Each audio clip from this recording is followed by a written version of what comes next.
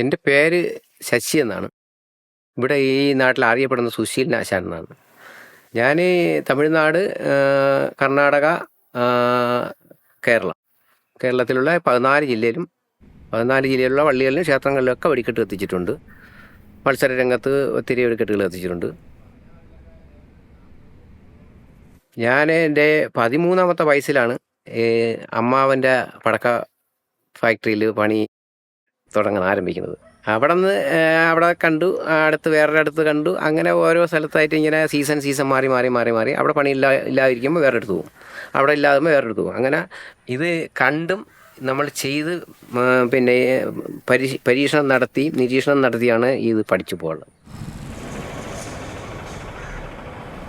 നന്ദിയോടെന്ന് പറയുന്ന സ്ഥലത്ത് 50 കാലഘട്ടത്തെ ഇവിടെ പടക്ക വ്യവസായം ഉണ്ടായിരുന്ന സ്ഥലമാണ്. നന്ദിയോടെന്ന് പറയുന്നത് ഇതിൻ്റെ ഒരു പ്രത്യേക സ്ഥലമാണ്. കൂടുതൽ ആൾക്കാർ ഈ മേഖലയിൽ പണിയെടുക്കുന്നത്. ഞങ്ങളിവിടെ ഏതാണ്ട് 90-ൽ ഇവിടെ ആരംഭിച്ച ഒരു സ്ഥാപനമാണ് പടക്ക നിർമ്മാണശാല. ഞാൻ ഈ തൊഴിലിറങ്ങിയിട്ട് ഏതാണ്ട് 45 വർഷം കഴിഞ്ഞു. വളരെ കുട്ടിക്കാലം തൊട്ടേ ഇറങ്ങിയതാണ്. അമ്മാവന്മാർ, ഞാൻ പറഞ്ഞില്ലേ, അമ്മാവന്മാർക്ക് 2-3 അമ്മാവന്മാർക്ക് ഈ പടക്ക മേഖല ഉണ്ടായിരുന്നു. അപ്പം ഞങ്ങളിങ്ങനെ മാറി ഓരോരുത്തൊക്കെ പോയിരുന്ന് പഠിച്ചു, പഠിച്ചും കേട്ടു പഠിച്ചു. ഇതൊന്നും എഴുതി പഠിക്കുന്നതല്ല, നമ്മൾ പരീക്ഷ എഴുതും പോലെയല്ല. ഇത് നമ്മളെ ബുദ്ധി കണ്ടും ആണ് നമ്മൾ പഠിക്കുന്നത്. ഫയർ വർക്സിൽ ഒരുപാട് കളറുകളുണ്ട്. ഓരോ കളറിനും ഓരോ സൗണ്ട് കിട്ടുന്നതിനും ഓരോരോ പൗഡറുകളുണ്ട്. ആ പൗഡറുകളിലാണ് ഈ പൊട്ടാസ്യം നൈട്രേറ്റിൽ അളവും പ്രകാരം ചേർത്ത് താരതമ്യപ്പെടുത്തി ഇത് കൊണ്ടുപോകുന്നത്. എല്ലാം ടെസ്റ്റിംഗ് ചെയ്ത് നടത്തി മാത്രമേ നമുക്ക് ചെയ്യാൻ പറ്റൂ. പടക്ക നിർമ്മാണത്തിനുള്ള സാധനങ്ങളെല്ലാം പൊട്ടാസ്യം നൈട്രേറ്റ് എന്ന് പറയുന്ന ഉൽപ്പന്നത്തിലാണ്. ഇതിൽ നിന്ന് പല വിവിധനം കണക്കുകളുണ്ട്, വിവിധനം വേറെ കെമിക്കലുകളുണ്ട്. ഓരോ കളറുകൾക്ക് ഓരോരോ മെഷ് ഐറ്റങ്ങളുണ്ട്. വെടിക്കെട്ടിൻ്റെ സാമഗ്രികൾ, എല്ലാ സാധനങ്ങളും നമ്മൾ ഇവിടെ തന്നെയാണ് നിർമ്മിച്ചുകൊണ്ടിരുന്നത്. ഇപ്പോഴാണ് ഈ ഇതുപോലെയുള്ള പ്ലാസ്റ്റിക് ബാളുകളൊക്കെ, ഇതൊക്കെ അതർ സ്റ്റേറ്റ് എന്ന് പറഞ്ഞിരുന്നു. ഇതൊക്കെ നമുക്ക് ഇവിടെ ഫാക്ടറി തുടങ്ങാൻ പറ്റും, ഇതിവിടെ ഉണ്ടാക്കാൻ പറ്റും. ഇതൊക്കെ ഞങ്ങൾ പഠിച്ച് കൈകൊണ്ട് ചെയ്തിരുന്നത്. ഈ ബോളിന് പകരം ഞങ്ങൾ പേപ്പർ കൊണ്ടാണ് ബോൾ ഉണ്ടാക്കുന്നത്. ഇതിന് പ്രത്യേകിച്ചൊരു വിറ്റുണ്ടാവും. ആ വിറ്റിൽ വെച്ച് ആസുണ്ടാക്കി ആ ആസിൽ വെച്ചാണ് ബോളുണ്ടാക്കി ഞങ്ങൾ പൊട്ടിച്ചുകൊണ്ടിരുന്നത്. 2010 കൂടിയാണ് ഇങ്ങനെയൊക്കെയുള്ള സംവിധാനങ്ങൾ. അല്ലെങ്കിൽ ഞങ്ങൾ ഇതിന് പ്രത്യേകിച്ച് ഒരു പശയുണ്ട്, പനിച്ച മരം എന്ന് പറഞ്ഞൊരു മരമുണ്ട്. പണ്ടുള്ള ചെണ്ടക്കാർ ഈ തോലൊട്ടിക്കുന്നത് വരെ ആ പനച്ചക്കായുടെ കറയിൽ നിന്നാണ്. മരത്തിലെ കായ് ഉരലിലിട്ട് ഇടിക്കുമ്പം അതിനകത്തുള്ള ഈ തോലും എല്ലാം കൂടെ ഇതിനകത്ത് ജാമാവും, മഷിയറ ഇടിച്ചിട്ട് അതിനെ പിഴിഞ്ഞെടുക്കും. തേങ്ങയുടെ എണ്ണ ആട്ടിയെടുക്കൂലേ, അതുപോലെയാണ് ഈ പിഴിഞ്ഞെടുക്കുമ്പോൾ പശ വരുന്നത്. ആ പശയിലായിരുന്നു കംപ്ലീറ്റ് വെടിക്കെട്ട് പണികളും ചെയ്യുന്നത്. ആ പശ ഒരു മെയിൻ ഘടകമാണ്. ആ പശ ഇല്ലെങ്കിൽ വെടിക്കെട്ട് കത്തിക്കാനേ പറ്റത്തില്ലായിരുന്നു. ഇന്ന് നമുക്ക് ഒരുപാട് സംവിധാനങ്ങൾ ഇറങ്ങി. അസംസ്കൃത വസ്തുക്കളെല്ലാം കിട്ടും, എല്ലാ സാധനങ്ങളും കിട്ടും. ഈ 1 ഇഞ്ച് മുതൽ 10 ഇഞ്ച് വരെയുള്ള എല്ലാ വാളുകളും നമുക്ക് സുലഭമായിട്ട് വാങ്ങാം. ഈ വെടിക്കെട്ടെന്ന് പറയുന്നത് 1-2 ഐറ്റങ്ങളല്ല, 500ഓളം ഐറ്റങ്ങളുണ്ട്. വിവിധ ഇനം ഐറ്റങ്ങൾ നമുക്ക് ഉണ്ടാക്കാൻ കഴിയും.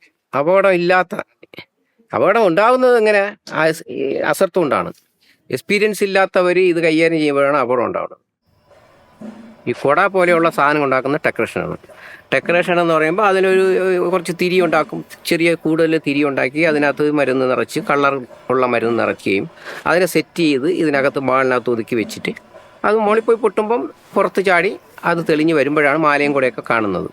2 സൈഡായിട്ട് പോകുന്ന മുട്ടുകളുണ്ട്. മുകളിൽ പോയിട്ട് പല വർണ്ണങ്ങളായിട്ട് പൊട്ടി വിരിയുന്നുണ്ട്. പിന്നെ സൂര്യകാന്തി പോലെ സൂര്യൻ ഉദിച്ച് വരുന്നത് പോലെയുള്ള ഐറ്റങ്ങളുണ്ട്. ഈ ഓലപ്പടക്കം എന്ന് പറഞ്ഞാൽ ഓലപ്പടക്കത്തിനകത്ത് ഒരു തിരി ഉണ്ടാവും. ഇതാണ് ഫീസ്. ഈ ഫീസ് ഉണ്ടെങ്കിൽ മാത്രമേ ഏതൊരു ഫയർ വർക്സിൻ്റെ ഐറ്റം വരുന്നാലും ഫയർ ആവുള്ളൂ. തിരിയില്ലാത്ത ഒരു സാധനത്തിലും നമ്മൾ പൊട്ടിക്കാൻ ഒരുങ്ങുകയും ചെയ്തത്. പിന്നെ തിരിയില്ലാത്ത ഐറ്റം ഉണ്ട്, ആ തിരിക്ക് പകരമുള്ള സംവിധാനമുണ്ട്. മുനമരുന്നെന്നൊക്കെ പറയും നമ്മൾ. അത് വെച്ച് ഫ്ലവർ പോട്ടൊക്കെ കത്തിക്കാറുണ്ട്. അത് തിരിക്ക് സാമ്പിളായിട്ട് വെക്കുന്നതാണ്. അത് പൗഡർ ചോർച്ച ലീക്ക് വരാതിരിക്കാൻ വേണ്ടി ചെയ്യുന്നതാണ്. തിരി ഉണ്ടാക്കുന്നത് പൊട്ടാസ്യം നൈട്രേറ്റും പിന്നെ കാർബൺ ഒരു കണക്കുണ്ട്. ആ കണക്കും പ്രകാരം ഡൈല്യൂട്ട് ചെയ്തെടുത്ത് അത് കഞ്ഞിവെള്ളത്തിലോ ഒരു പശ പൗഡറുണ്ട്, ആ പശ പൗഡർ ചേർത്ത് തിരിയിടും. അപ്പോൾ ആ തിരിയിട്ട് ഉണങ്ങുമ്പോൾ അത് നല്ല വടി പോലെ ഇരിക്കും. ഇത് കരിമ്പനയുടെ ഓലയാണ്. അത് കഴിഞ്ഞ് കുടപ്പന എന്ന് പറഞ്ഞൊരു ഓലയുണ്ട്, പനയുണ്ട്.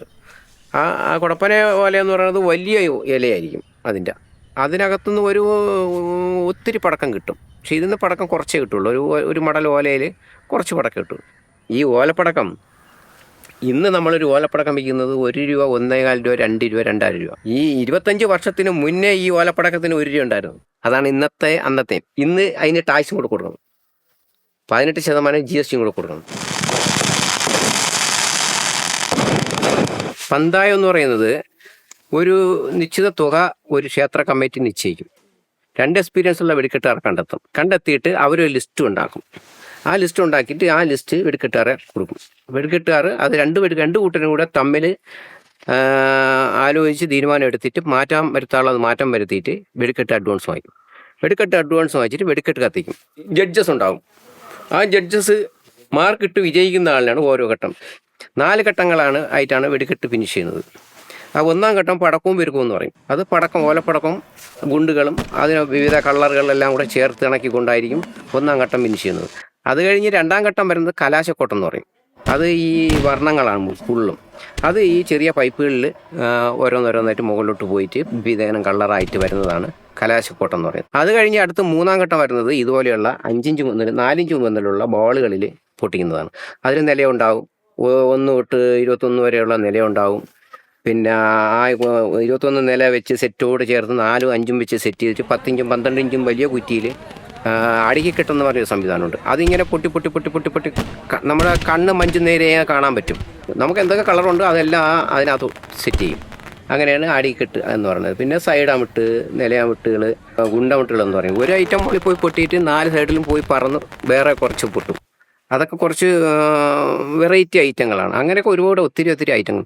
അങ്ങനെ ഈ ലിസ്റ്റും പ്രകാരം നമ്മൾ കത്തിച്ച് ഈ 51 അമിട്ടായിരിക്കും ചിലപ്പോൾ ലിസ്റ്റിൽ പറയുന്നത്. ആ ലിസ്റ്റിൽ 51 അമിട്ട് കത്തിച്ച് ഏറ്റവും നല്ല വെടിക്കെട്ടുകാരനെ ആ ജഡ്ജസ് തീരുമാനിക്കും. അങ്ങനെയാണ് പ്രൈസ് തീരുമാനിക്കുന്നത്. പിന്നെ അത് കഴിഞ്ഞ് ഈ 3-ാം ഘട്ടം കഴിഞ്ഞ് അടുത്ത 4-ാം ഘട്ടം ഈ വെടിക്കെട്ടുകാരുടെ ഇഷ്ടഘട്ടം, ആശാൻ ഘട്ടം എന്ന് പറഞ്ഞൊരു ഘട്ടമുണ്ട്. അങ്ങനെ ഒരു ഘട്ടമുണ്ട്. അത് നമുക്ക് എന്തൊക്കെ കൂടുതൽ ഐറ്റം വാരിയിട്ട് കത്തിക്കാൻ പറ്റും, അതിനൊരു പ്രൈസ് ഉണ്ട്. അങ്ങനെ ഈ 3-4 ഘട്ടങ്ങളായിട്ടാണ് വെടിക്കെട്ട് ഫിനിഷ് ചെയ്യുന്നത്. സാധാരണ അങ്ങനെയാണ് ചെയ്തുകൊണ്ടിരുന്നത്. ഇപ്പോൾ അതൊന്നും ഇല്ല.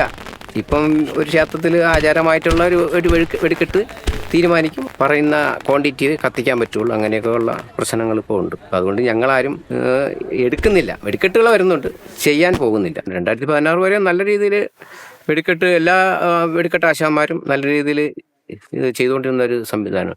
അപ്പോൾ ഈ പുറ്റിങ്ങിൽ നമ്മൾ പ്രതീക്ഷിക്കാതെ ഒരു അപകടം ഉണ്ടായി, 100ഓളം പേര് മരണപ്പെട്ടു. അപ്പോൾ അതിനുശേഷമാണ് ഇത്രയും സ്ട്രിക്റ്റ് ആയതും നമുക്ക് മനസ്സമാധാനമായിട്ട് ചെയ്ത് കത്തിക്കാൻ പറ്റാത്തൊരു സാഹചര്യം ഇവിടെ എത്തി. അപ്പോഴൊക്കെ നമുക്ക് ഇവിടെ ഒരു 10, 20, 30ഓളം ആൾക്കാർ ജോലി ചെയ്തുകൊണ്ടിരുന്ന സ്ഥാപനമായിരുന്നു. അപ്പോൾ ഇപ്പോൾ അത് ഈ പ്രശ്നങ്ങളൊക്കെ ആയതുകൊണ്ട് ഞങ്ങളും കുറച്ച് പുറന്നോട്ടായി. പിന്നെ ഇവർ അളവിൽ കൂടുതൽ എടുത്തുകൊണ്ട് പോകും, പിന്നെ കേസെടുക്കും. അത് ചെറിയ അളവൊക്കെ കൂടുതലാണെന്ന് പറഞ്ഞ് പോലീസുകാർ എടുത്തുകൊണ്ട് പോയി കഴിഞ്ഞാൽ നമുക്കത് അവസാനം ലോൺ പോലും അടയ്ക്കാൻ പറ്റാത്ത സാഹചര്യത്തിൽ എത്തിക്കും. പണ്ടത്തെ കാലഘട്ടത്തിൽ ലൈസൻസ് ഇല്ലായിരുന്നു. അധികം പേർക്കും ലൈസൻസ് ഇല്ലായിരുന്നു. ആ ലൈസൻസ് ഇല്ലാതെയാണ് പണ്ട് വെടിക്കെട്ടുകൾ കത്തിച്ചിരുന്നത്. പടക്കങ്ങൾ വിറ്റിരുന്നത് ലൈസൻസ് ഇല്ലാതെയാണ്. പിന്നെ അന്നത്തെ പോലീസുകാരൊക്കെ വരുന്ന സമയത്ത് എടുക്കാറുണ്ട്, കേസെടുക്കാറുണ്ട്, അതൊക്കെ കേസ് പറഞ്ഞ് തീർക്കാറുണ്ട്. പക്ഷേ അന്നൊന്നും അത്ര ഇതായിട്ട് പോയില്ല. ഞാനൊക്കെ ഒരു 10 വർഷം ലൈസൻസ് ഇല്ലാതെ പടക്കം നിർമ്മിച്ച് വിറ്റ് ജീവിച്ച ഒരാളാണ്. ഇപ്പോൾ ഈ 2000 മുതലാണ് എനിക്ക് മാനുഫാക്ചറിങ് യൂണിറ്റ് ഞാൻ ആരംഭിച്ചത്. 2000 മുതൽ ലൈസൻസ് എടുത്ത് പണി ആരംഭിച്ചു. അതിന് മുന്നേ ഞങ്ങൾ പടക്കങ്ങൾ കെട്ടുകയും കൊടുക്കുകയും ഒക്കെ ചെയ്തുകൊണ്ടിരുന്നതാണ്. ഇപ്പോൾ ഉണ്ടാക്കുന്ന പടക്കങ്ങൾ വിഷുവിന് വടക്കോട്ട് കൊണ്ടുപോകുന്നുണ്ട്.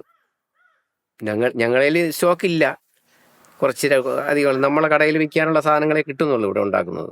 ഒത്തിരി ആളുണ്ടായിരുന്നു, ഇപ്പോൾ ഇല്ല, ആൾ കുറവാണ്. 2-3-4 ആളേ ഉള്ളൂ. അപ്പോൾ അവർ ചെയ്യുന്നത് ഞങ്ങളെ കടയിൽ വിൽക്കാനേ ഉള്ളൂ. ഇപ്പോൾ തന്നെ ഞങ്ങൾക്ക് 3 കടയുണ്ട്. ഈ 3 കടയും ഓപ്പൺ അല്ല, ഒരു കടയേ ഓപ്പൺ ഉള്ളൂ. 3 കടയും തുറന്നു വെച്ചാൽ ഇത് സാധനം ഇല്ല, ഞങ്ങളിൽ വിൽക്കാൻ സ്റ്റോക്കില്ല. പിന്നെ കെമിക്കലുകളൊക്കെ വിശ്വസിക്കാമായിരുന്നു, ജോലിക്കാരെ വിശ്വസിക്കാമായിരുന്നു.